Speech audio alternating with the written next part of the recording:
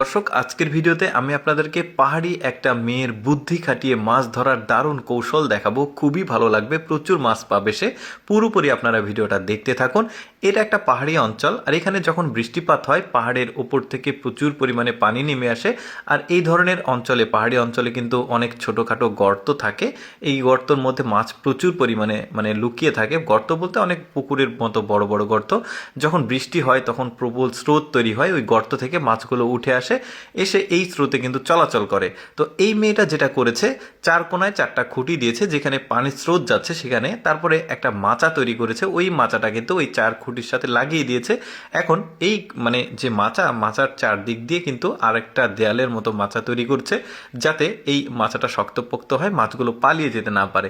এই যে দেখতে পাচ্ছেন, দড়ি দিয়ে বেঁধেছে, এই চারপাশে কিন্তু বাঁধছে, কিন্তু যে দিক দিয়ে স্রোত আসছে সেটা কিন্তু বাঁধেনি, ওই দিক দিয়ে কিন্তু পানি আসছে। এখন মোটামুটি কাজ কমপ্লিট। এখন যেটা করবে, পানি যাতে বাধাপ্রাপ্ত না হয় আর স্রোতের যে গতি সেটা যেন বেশি থাকে, এই জন্য মাঝখান থেকে ওই যে পাথরগুলো সে সরিয়ে নিবে। মাঝে মাঝে মাঝে যে পাথরগুলো থাকছে, পানির স্রোতটা যেন কোনো বাধা না পেয়েই খুব ভালোভাবে আসে। এই যে দেখতে পাচ্ছেন, এখন পানির স্রোতটা কিন্তু বাড়ছে ধীরে ধীরে।